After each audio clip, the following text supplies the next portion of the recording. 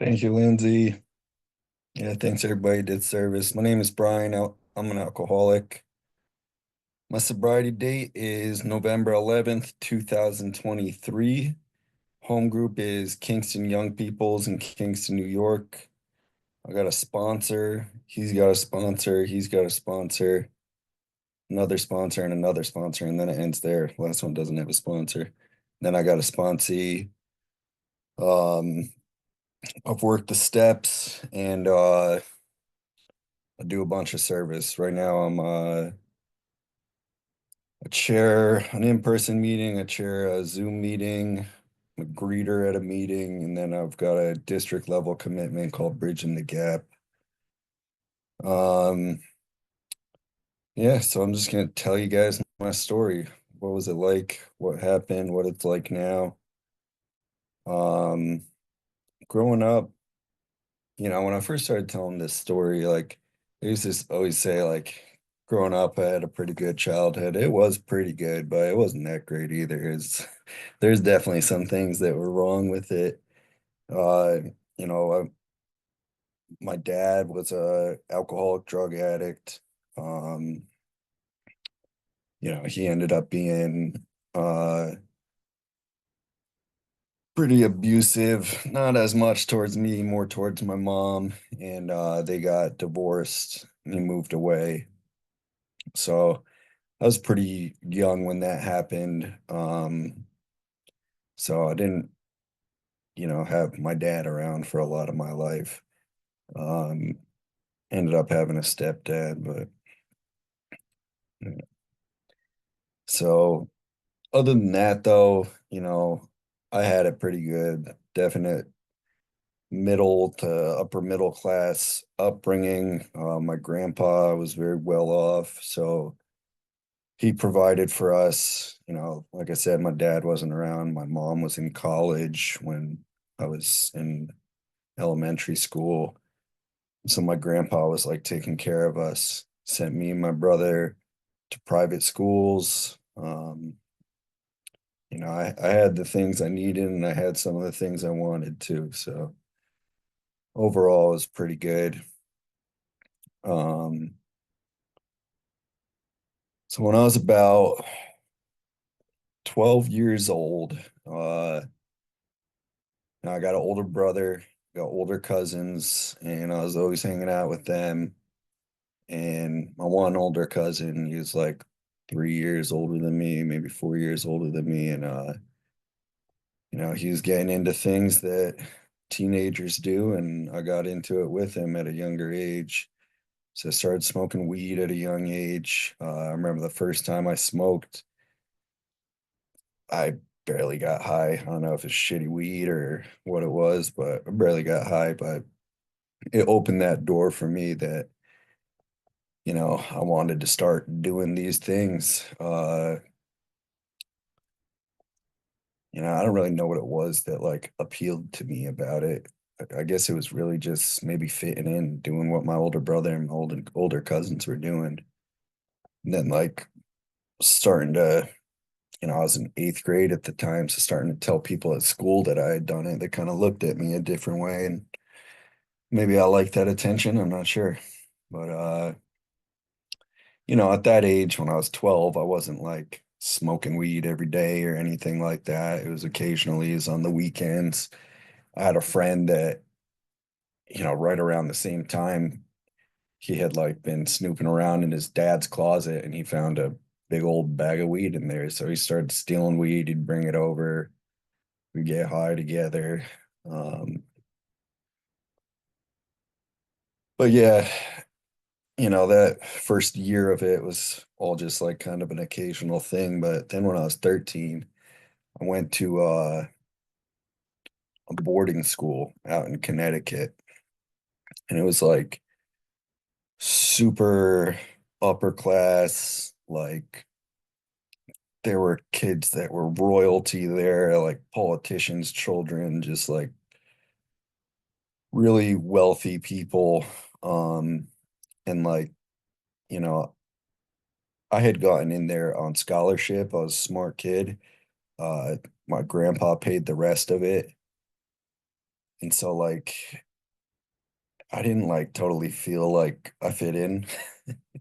Like I was upper middle class. I totally had the things I wanted and needed and everything, but I didn't have it like these people. Um,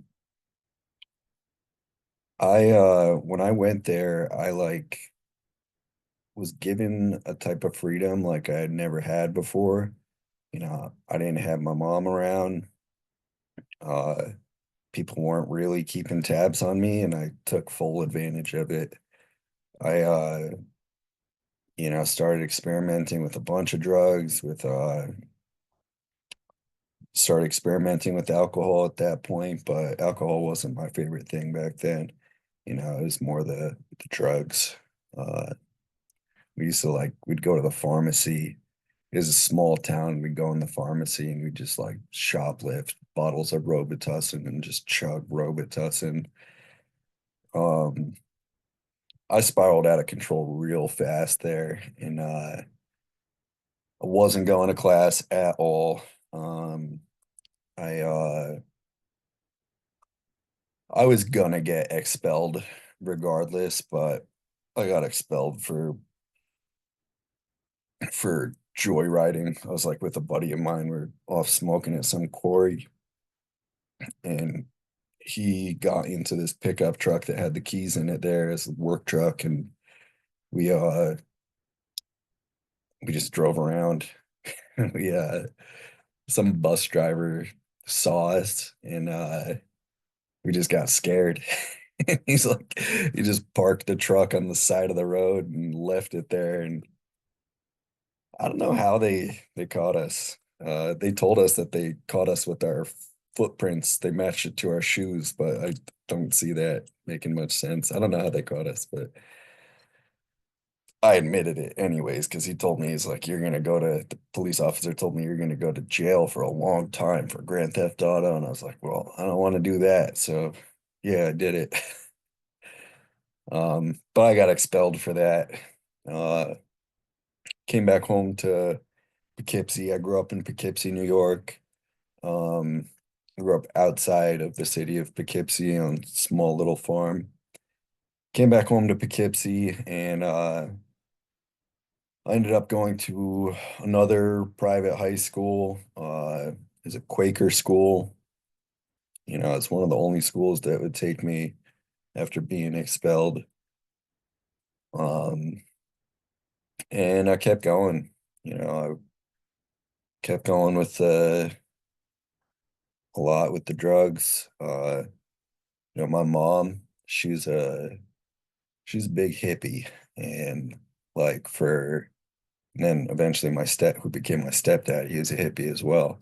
And for like family vacations, we would just go to hippie music festivals, and like I'd just be running around eating mushrooms and smoking weed and stuff. I was 14 years old, just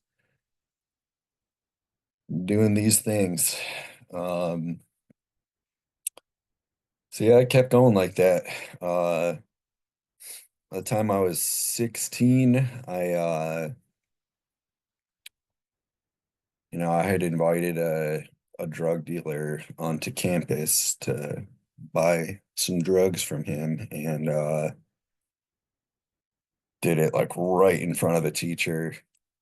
Total bonehead maneuver, and got caught. Uh they decided they were not gonna expel me. They suspended me. Ended up being like 7 weeks I was suspended because it like coincided with winter break.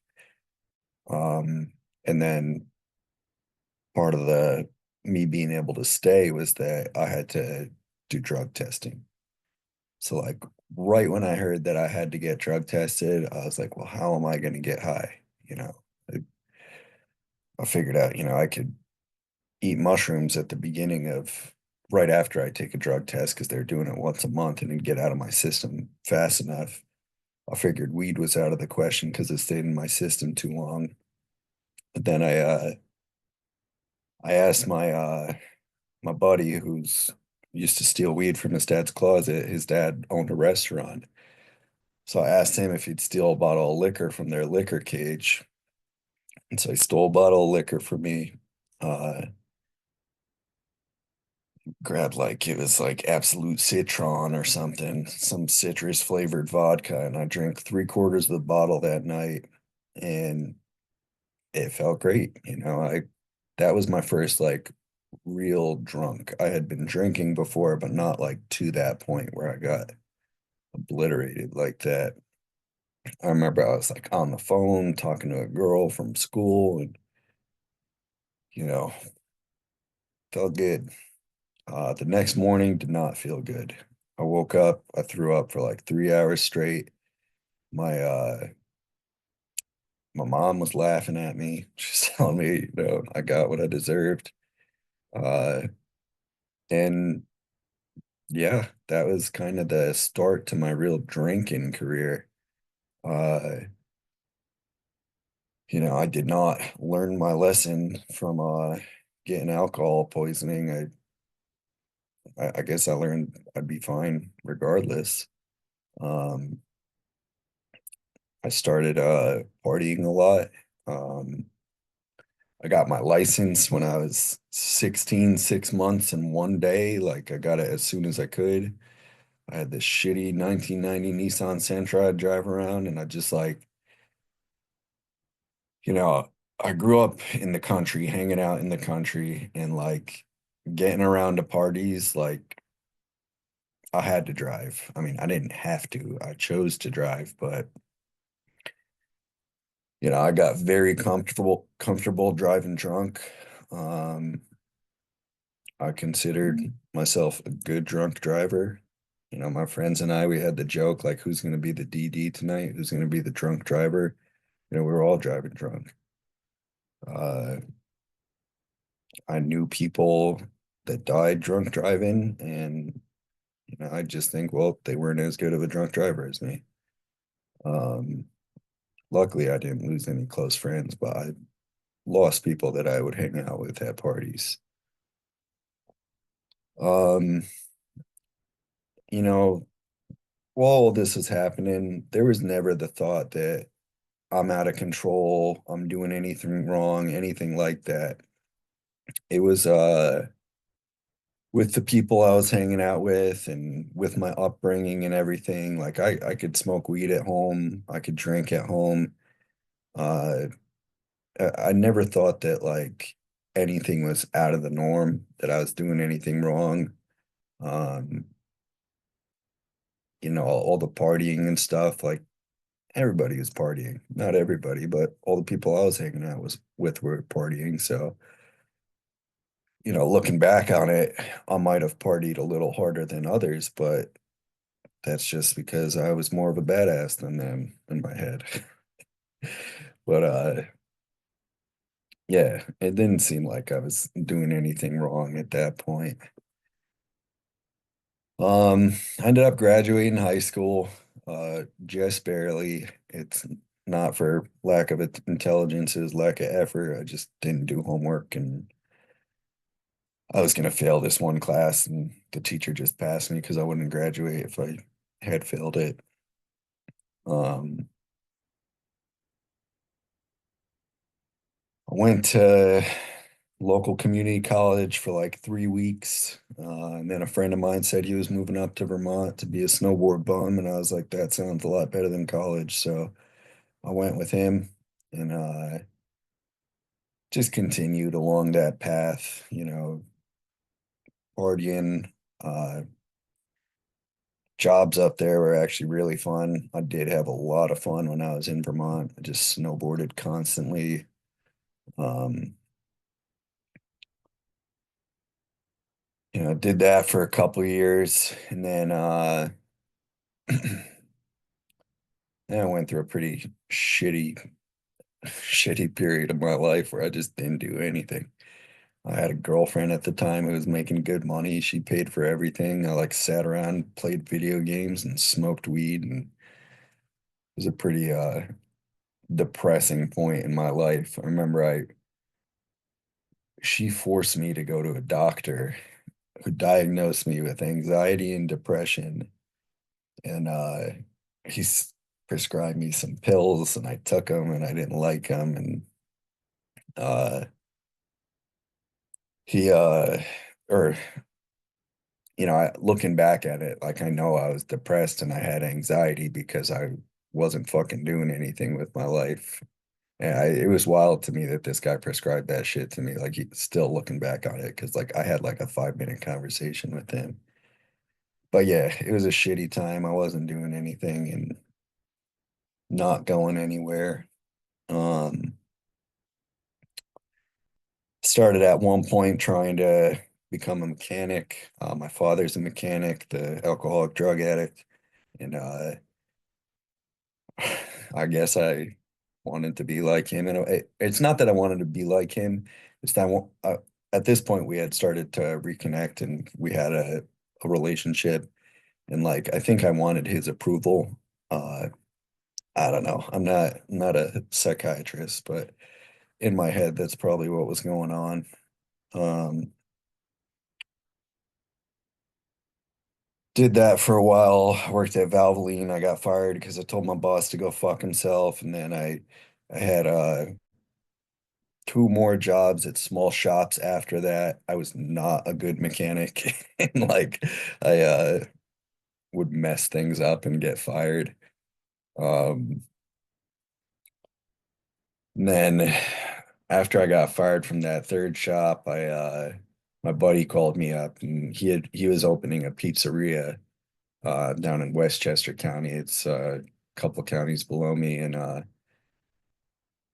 he asked me if I would come help out. He needed a delivery driver and just some help around it, and I was like, "Yeah, I'll do it, but I'm trying to become a mechanic, so I'll only do it for a few weeks." And I still work in restaurants. This was 13 or 12 years ago. Uh, it became my career, was working in pizza. Um, that friend of mine who opened the pizzeria, he was one of my party buddies from high school. So, we were drinking together, we were smoking together, just doing the things, and stuck around with him for like a year and a half. And then like Super Bowl Sunday, I like I don't know what was going through my head. I was being selfish, and I told him I was like, I don't want to work today. And it was Super Bowl Sunday. He clearly needed my help. I was one of like three employees. And I said I didn't want to work today. We got into it, and then I just left and totally screwed him. Um, we're still friends. He's one of my best friends. He forgave me. Uh, but after that, I had to find another job in the industry. I went to this pizzeria in the city called Port Chester, and got a job there. I told them I was a pizza maker. I was not a very good pizza maker. They realized that pretty quickly. But, he's this Italian guy. I think that he just wanted to give me a chance, um, which I appreciate. Um, so at that pizzeria, there were on the busy nights, we had like 25 employees probably working. It was like a pizzeria, Italian restaurant. Uh, and there I kind of started to get exposed to, some of the negative cultural aspects of working in restaurants. I didn't look at it as a negative back then, but there's a lot of drinking, a lot of drugging on the job. Um, at any given point, if you walked into that walk-in cooler, you could find at least 20 beers hidden around it. We'd buy our beers, we'd hide them so you could walk in, chug a beer, hide it on the way out and throw it in the garbage. But like, management didn't care. They were doing the same thing. We just didn't want the one owner to see us. Um, so that was like when I started like drinking on the job. Uh, I had always smoked weed on the job, but continued doing that as well. And yeah, I guess, started taking my drinking to a different level at that point. Um, I left that place in a ball of flames. I think that's a theme for me. I'll leave places in balls of flames, uh, or I had left. Hopefully I'm getting better at that. But I like said to my boss, I was like, I want Sundays off so I can spend time with my girlfriend. And like, he was like, well, you're not the boss and you don't get to make the schedule. And I probably told him to go fuck himself too. And I left. He actually took me back at one point, and I did the same thing again. Um, I like bounced around pizzerias for a few years after that. I ended up at this spot in this town called Hartsdale, like really wealthy town, and I had a kitchen manager position. And like the thing that I love about making pizza is I work with my hands. I like the instant gratification of making something beautiful. But this kitchen manager position was not that. It was like a desk job. I had a little bit of time working with my hands, but it was mostly administrative things. Um, I did get good experience there, but I also did not like it at all. I was bored sitting at the desk one day, and I ended up I was like I ended up following this like pizza personality that I knew from TV on Instagram. And it was like that day he had made a post saying that he was hiring people for a pizzeria he was opening out in Montauk, out in the Hamptons. And so I sent him a message, said I was interested. He told me to come out, try out. Um, I had become a pretty good pizza maker at this point. I got the job, no problem. Um, and it was really exciting for me. I started to feel like I was getting high up in the industry, and I was working for a very well-known company. Was working with somebody that I used to watch on TV. It's just exciting. Uh, I lived in Stamford, Connecticut at the time, and so this was out in Montauk. You could either take the ferry or drive down. I used to just drive down late at night, just go really fast to avoid the traffic and everything. Um, that pizzeria was a pizzeria as well as a dive bar. Um, it was not good, or it was, you know, as when I was drinking, it was great for my drinking. It was not good for me in the long run. You know, ownership would ownership and management would come through the kitchen with shots, with wine, beers. Like they kept us full of alcohol for sure. Not that I was arguing or anything, but yeah, I uh, I continued doing what I was doing. That place, so I did a really good job there. Uh, regardless of my drinking, everybody was drinking, so that wasn't a mark against me or anything.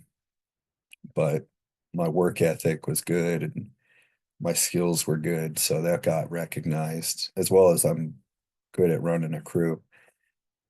And that got recognized. So they offered me a management position at their original location down in the city in Brooklyn, Williamsburg, Brooklyn, and I took it. Super excited about that. Um, I moved down to Brooklyn. Uh, I had been asked to help close up the Montauk location because there's a seasonal spot like right after Labor Day out in Montauk. They call it Tumbleweed Tuesday the next day because everybody's gone. It's really just like a vacation spot. So we actually stayed open until December, I believe, and then shut it down. And so I got asked by one of the partners to go out there with him to close the place up. Um, we grabbed a case of Modelo on the way out. Start drinking at 10 in the morning because it was like, a fun day. Like we're going out just to close the pizzeria. We got food, drinking, um, drink all day. It's like 10 o'clock at night when we're leaving. He asked me to drive back because he knew about how good of a drunk driver I was. And I was happy too. Um, we're driving back, we're on the LIE, and he pulled out a bag of Coke. And up until this point in my drinking and drugging career, I had done Coke maybe like 3 times. Always like wasted when I did it. Didn't really appeal to me for whatever reason. Or actually, I know what the reason was. It's that my dad, alcoholic drug addict, he was a crack addict, and so I was like, I got to stay away from that one at least. But so this guy, he pulled out the bag of Coke and asked me if I wanted to do some, and I did, and I liked it. I uh, I would hang out with him a lot. He was at the time very close friend of mine, and he was making a lot more money than me. He was a partner in the restaurant, and at first he was just buying it for me, and it was fun. I like developed a habit, uh, and then asked for the number for the guy to buy it from. Then I was buying it. Um, Around this time, uh, the the woman that I was dating, who's now my wife, she is an immigrant and she was an au pair.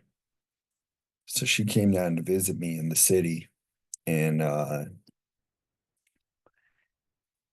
this was like right when the first whispers of COVID were happening. I remember thinking, oh, this is gonna blow over. Um, so she came and visited me, and when she came down there, like things were starting to escalate with COVID, and the family that was hosting her told her not to come back. Totally understandably, they were worried that nobody knew what was happening with COVID and what it was doing, and they just knew people were dying, so they didn't want her to come back. She had the opportunity to get another host family. I convinced her to just stay with me. I took her hostage, and not like, like actually, but like figuratively took her hostage. She stayed with me. Um, this is while my addiction, my coke addiction was ramping up. Um, when COVID really hit and all the, regulations started coming in, they closed everything down in the city, but certain restaurants were allowed to stay open, including pizzerias. We were considered essential workers. I remember every night at like 7 o'clock, people would hang out their windows banging their pots and pans for essential workers, and I'd go out and take a bow. Um, but we changed our hours at this point. Previously, the pizzeria had been open until midnight, and then on Saturdays till 1 o'clock to entertain the bar crowd. Um, didn't make sense at that point because bars were closed. Um, so we changed our hours. We started closing at 9 o'clock. Uh, we kind of hid that fact, well, like me and the partners and other workers, we kind of hid that fact from girlfriends and wives and everything, so we could hang out there and just drink and play cards, do drugs. Um, so then, you know, I asked I asked my girlfriend at the time to marry me. Initially, I just like got on my knees in my bedroom and asked her without a ring. And then she told me I had to ask her again. But asked her to marry me. We got married. Uh Decided we wanted to have a kid and trying for a baby. Meanwhile, I'm still partying, getting home late every night. Um the day that she got positive pregnancy test, uh, I'd been out till 5 in the morning, something like that, hungover and maybe still drunk and you know, blocked nose. And yeah, I wanted to be excited and I tried to show to be excited, but I just felt like shit. Not because I was having a kid, but because I was hungover. Um, things continued to escalate. I was drugging more and more, drinking more and more, and I wasn't even allowed to the appointments with her because of COVID. You were only allowed one person in a doctor's appointment at a time. But that was just a convenient excuse because I wasn't showing up anyways. I left her in the apartment all the time. I was just out doing my thing. Um, I started to realize that I had a bit of a problem because of the financial repercussions I was having. Uh, and I didn't think I had a problem with alcohol. That's for sure. I thought that the drugs were becoming a problem because that's what I was spending most of my money on. Uh, I went easily 10 months without paying rent, got away with it 100% because of COVID. They ended up I got forgave or something. I didn't get affected by it at all, but I was working full time. I was making the money. I just wasn't spending it on rent. Um, I tried to stop drugging. I'd be like, all right, I'm deleting the dealer's phone number. I'd tell my buddies at work, don't let me do it. And, you know, 2 days later, I'm asking them for the number again and getting back into it. So it continued like that all throughout my wife's pregnancy. And then when when my kid was born, same thing. I'd been out late, uh, waking up hungover, still drunk, still high, whatever it was, and water broke. And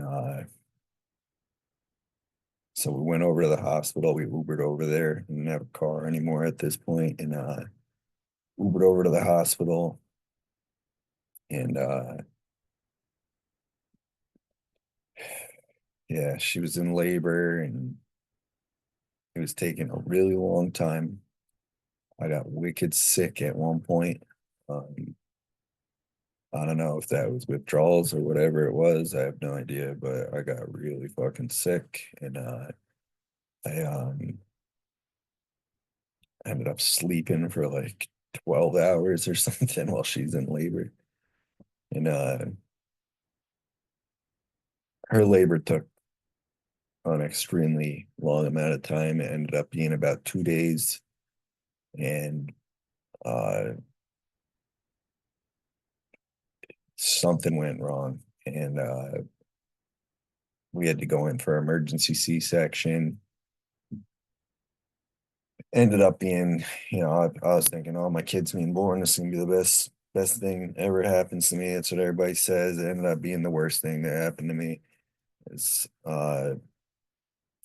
when he was born, he wasn't breathing. He had what what's called meconium aspiration, where he had swallowed his poop inside of the womb, or he had breathed it in, so he was drowning on his poop.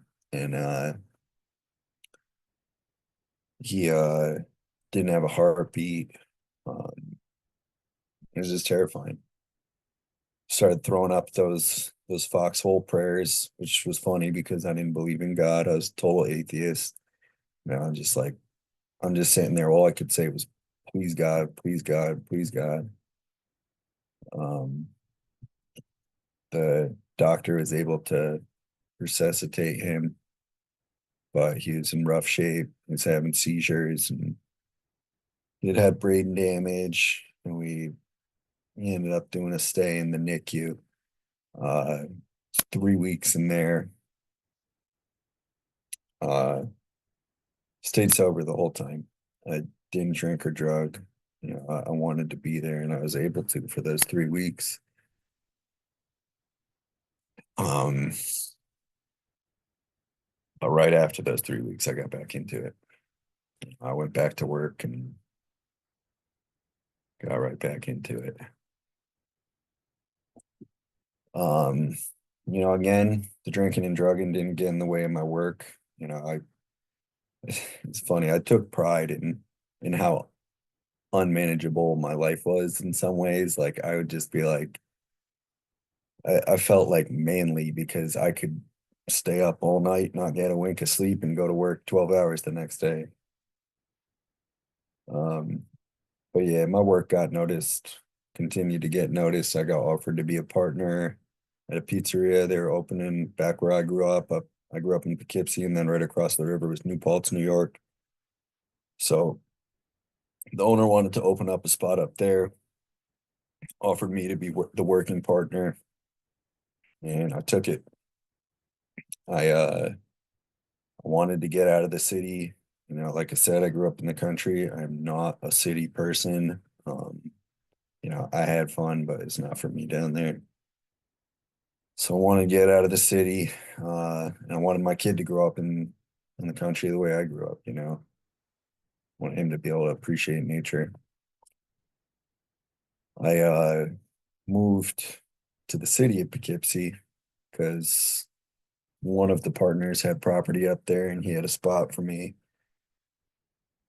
And in my head, like, I didn't know it, but I wanted to do geographic. I wanted to change the place, change the people and try and get away from the habits that I had. Um, I don't know if any of you know about Poughkeepsie, New York, but it's not a good place to stop doing drugs. There's a major drug problem in Poughkeepsie, and you can get drugs on the street. When I first got back into it, I just called up a buddy. Um, like I probably got a couple weeks of not drugging when I got back up to Poughkeepsie. Uh, like I had mentioned before, I never thought drinking was a problem. Just it was so normalized in the industry I work in, like drinking on the job, drinking after work. It's just a part of it, and I didn't think that it was an issue whatsoever. Uh, so like my idea was to stop drugging when I got up to Poughkeepsie. Made it a couple weeks and got right back into it. I was working a ton, had wife, new kid who uh he ended up having disabilities, got cerebral palsy. Um, you know, wife, disabled son at home, and I'm just working, drinking, drugging, not spending any time at home. Um, I ended up hanging out with some people I shouldn't have been hanging out with and got introduced to crack. And when I started smoking crack, at first I was like, this is awesome. Like my nose doesn't hurt anymore. This is amazing. And it definitely was not amazing. You know, I finally got to relate to my dad about something. And afterwards, I mean, he would say how, it's such a mean monkey to have on your back. And that was the truth. Like once that got a grip of me, it was just over. Like I was fucking hooked. Um, I went through over a 1 year period, I probably went through like $30,000, like easily. Uh, I remember there's one night I was out, bank account on empty, and I had done my taxes, and like this was during COVID, and I knew I was getting a big tax refund. I knew I was going to get like $9,000 because of all the child tax credit and COVID and whatever was going on. So I'm out, bank account on empty, and then I go check my bank account again, just like hoping, and there it was. Ugh, it was horrible. At the time, it was great, but it was horrible. Um, yeah, it got really out of hand for me, and I guess I haven't mentioned, but I was hiding this from my wife the entire time. She does not do drugs, barely drink. She's not one of us, and she didn't have a clue. I was able to hide it because of my work schedule, and we would have like weird business meetings at weird hours of the night. So I could always use that as an excuse. When I opened the pizzeria in New Paltz, it was a college town. We would be open till 4 in the morning a lot of the time to deal with the partiers. There's like a bunch of bars there. Um, and so I just always had some lie I could say to get away with anything. Um, Till I couldn't. Uh, I at one point I just disappeared. Like I disappeared for days. I mean, this happened often, but I could usually get away with it. But at this point, like it had such a grip on me, I would not answer phone calls for anybody, for work, for friends, for family, and everybody started talking like, "Where the hell is Brian?" And once the money was gone on that bender, there's just no hiding it at that point. Um, I I had to come clean. I think part of me wanted to because shit was out of control. And I told them what was going on, that I was addicted to crack and all the money was gone. And yeah, my wife definitely wanted to leave me. She would have if she wasn't an immigrant. If she had anywhere to go, she would have left. Um, but we had my son. She needed to stay for him. She didn't have a green card or anything, so she couldn't go home or anything. And yeah, I came clean and started to want to get sober, which for me was getting off crack. Um, but I wasn't working any sort of program or anything. I was trying to do it just on my will. I did actually try to go to AA 2 times at this point. I was looking at the wrong website or something. I hit 2 meetings where I got there to like churches with the lights off. I guess it wasn't meant to be at that point. Um, but yeah, I just, I tried all sorts of things. It's like that paragraph and more about alcoholism. I was just like trying every fucking thing just to do it my way. I was like NA beers, like trying to just drink beer, not liquor. I was trying to use weed to get sober. Like I saw things about being Cali sober. I was like, that one's for me. I can get high to get sober. And it didn't work. Like I just get high and then go get high. It didn't work at all. I decided that business was a part of the problem, so I left the business. I got a job at another pizzeria. He was friends with one of my partners, so I told him what was going on, and I knew they needed someone bad, so they took me anyways. I told him I was a drug addict and that I was having problems, but I had good skills. I had actually done the consulting on that restaurant with the company I was at, so he knew what my skill level was and knew what I was going to bring to the table. Um, did a good job at that place, even while I was constantly relapsing. I don't even know if I could consider it relapsing because I didn't really stop much, but like I was trying. And I I got offered a partnership at this restaurant with a new spot we were opening. And yeah, I took it, It was and this one was like I didn't even have to invest money. They're just giving me a partnership. And opened this pizzeria. Uh, opening pizzeria is pretty stressful. So clearly I was drinking. I was drinking on the job. We were doing pretty good. It was exciting. And there's one night. So this is November 10th, 2023. I was drinking on the job. Uh, I had like gotten the employees to a point where I could leave. And so I went to one of the restaurants that my business partners owned, just a few stores down. And it was like a fine dining spot. They'd serve me for free there. So I was drinking over there, drinking beautiful cocktails and everything. Got a call from or a text message from one of my counter girls at the pizzeria. She said she found drugs. So I was like, all right, this is a job for me. And I went back to confiscate the drugs. They were pills, and I Googled them, so I knew what I was doing. And I took them. I was 10 drinks deep at this point. Why shouldn't I take three Oxycontins? And mind you, I was not very experienced with many downers. I was more of an upper guy. And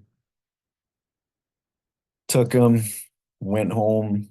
Uh, I was on the couch. I was like, you know, about to go out and go on a bender, get some crack and everything. And then I just fucking knocked out and woke up 3 days later.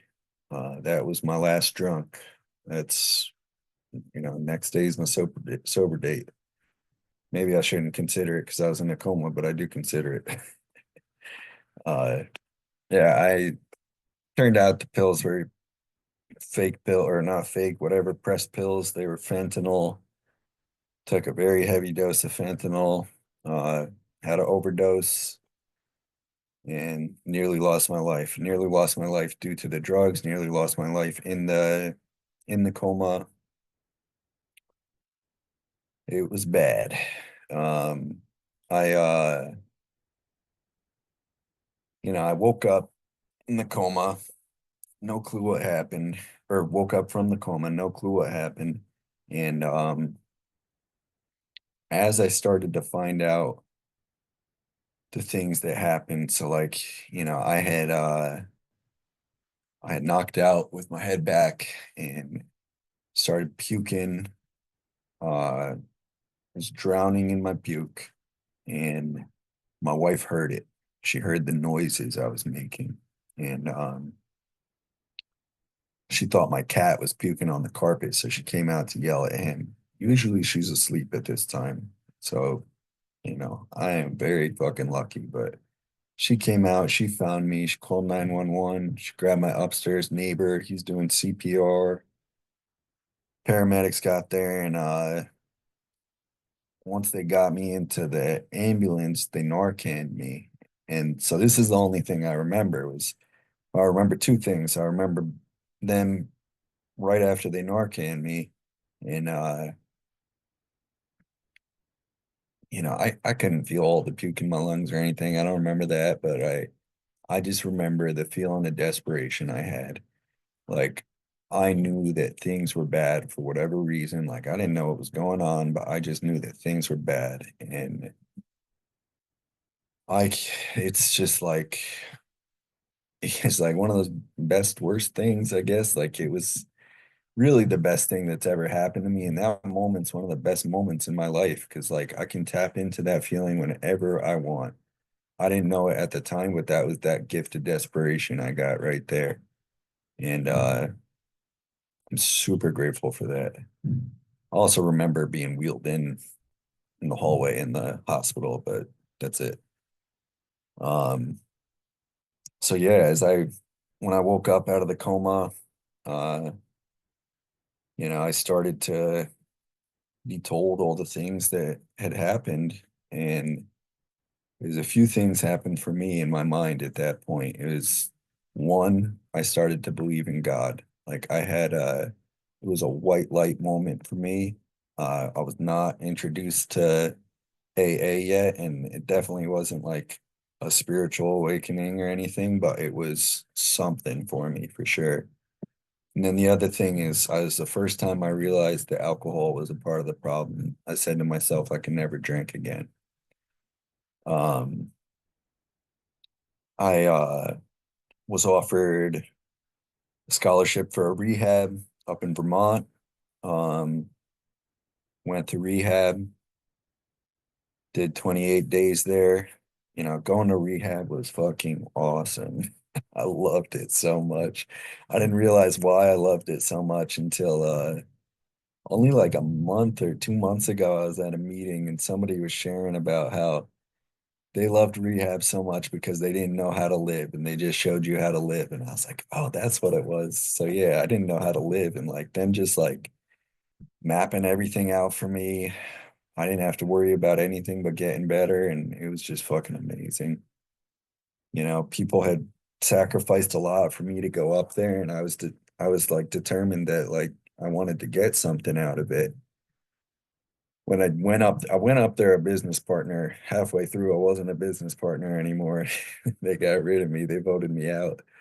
Um, I almost left rehab at that point. I'm really glad I didn't. The director of the rehab convinced me to stay, and I'm definitely grateful to her for that. But yeah, I finished rehab and they told me when I was leaving, they said, get to a meeting.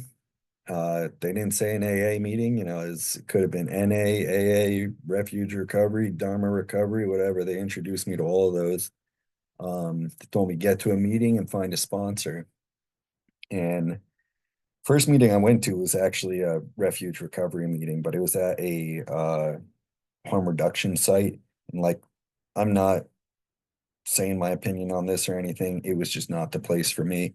It was with my experience with drugs, it wasn't fun for me to be around crack addicts that early in recovery. And I just got scared and was like, I'm not fucking going back to that place. So next meeting I went to was Kingston Young People. That's my home group. Um, they give you a chip for first 24 hours, 30 days, 60 days, up to 11 months. And I had my 30 days at that point. So I went up there and got my chip. They asked me, what's your name? How you do it? I said, Brian Alcoholic. I overdosed and went to rehab, and now I'm here. I didn't know all the AA sayings or anything. I didn't notice that I could say one day at a time or doing the things or something like that. I just said what I said. But at the end of the meeting, guy came up to me and gave me his number, started texting me, and pretty much just started working together. He started taking me through the book uh, and started talking about the steps and stuff.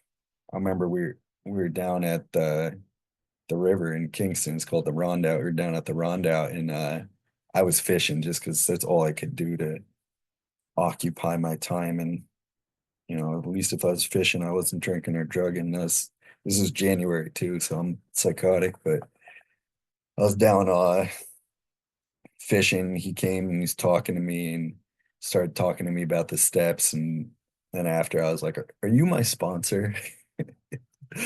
He was like, "Well, yeah, yeah, I'll be your sponsor." And it was funny. Like it felt like, asking a girl to be my girlfriend in middle school. It's like the same feeling. You know, I I was so desperate. Like I would have asked anybody to be my sponsor, and I was very lucky that the guy that I asked to be my sponsor is an amazing sponsor. Um, he's like, yeah, he's just been awesome. I'm super grateful for him. he he started making the suggestions to me. We started working the steps. He told me to get service positions, do 90 and 90. I didn't think I could do a 90 and 90 at first. I got a job very quickly after rehab, working in pizza. I'm working 60 hours a week. I was like, how the fuck am I gonna do a 90 and 90? I did it. Uh, I would do like 3, 4 in person a week, and then I'd do Zoom meetings. I would do this Zoom meeting at 11:30 every night. I still go there a lot. It's called Sober AF. It's a pretty cool meeting. Um, but yeah, I did the 90 and 90, started working the steps, steps 1 and 2 after I like started telling my story and we talked about steps 1 and 2. We read doctor's opinion, we read Bill's story, and like he just told me, he's like, all right, you got steps 1 and 2. We didn't really do anything for steps 1 and 2. But then step 3 is like, I think for me, where things started to click. Like I really started to get the beginnings of that spiritual awakening. Um, I remember reading the 12 and 12. Uh, it says something along the lines, you got to align your will with God's will. I was like, how the fuck am I going to do that? How do I know what God's will is? And, luckily at that time, I feel like early in recovery, I just kept getting God shots at meeting left and right, left and right. And at that time, I went to a meeting. It was about the third step. I didn't even realize it's because it's March and there was always a third step meeting in March. But, um, it's on the third step. People are sharing about it. And then my sponsor, he shared and said something really long-winded because that's how he is. And then at the end, he said, well, I guess, as long as I'm putting the seat down after I take a piss, that's doing a pretty good job. And for whatever reason, just like that, simplifying it down to that just clicked for me. And for me, like it just started to click that I needed to start doing the next right thing. Like I had heard it before, but it didn't make sense to me. Um, and yeah, that's, when I started to have that personality change sufficient to recover from alcoholism.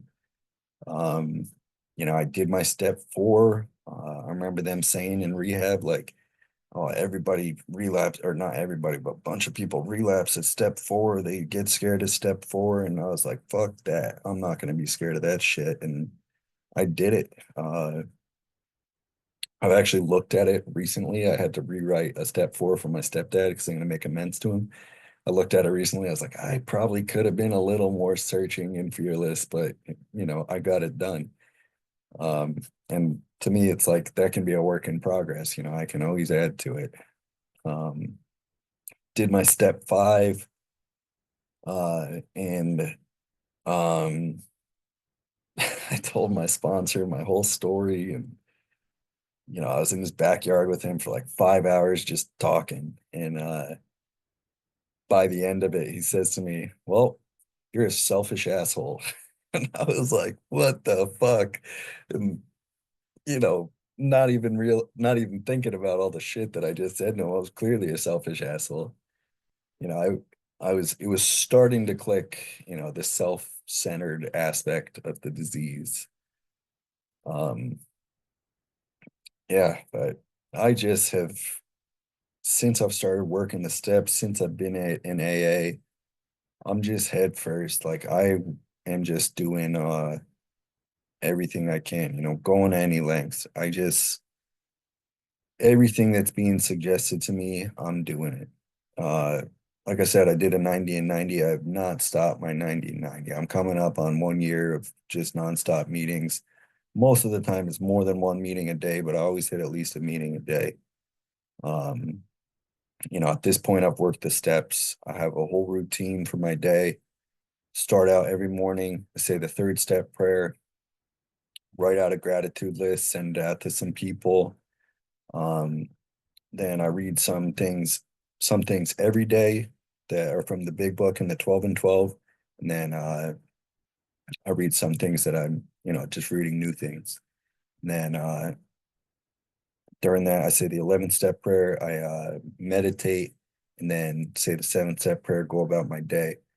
Um, now with the 10 step, I'm able to deal with the shit that comes at me throughout the day.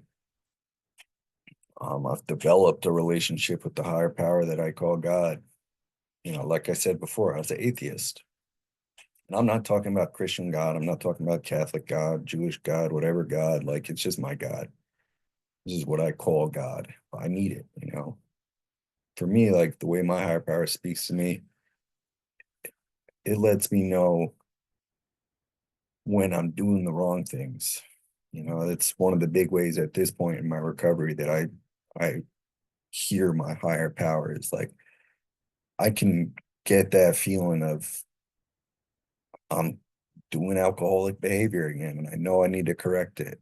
You know, I got 5 good ways to correct it: read literature, pray, call my sponsor, go to a meeting, do service, and then the service. So like my sponsorship lineage, they're like fucking service junkies. Like, and I am not allowed to be any different. Like, I do so much fucking service and I love it.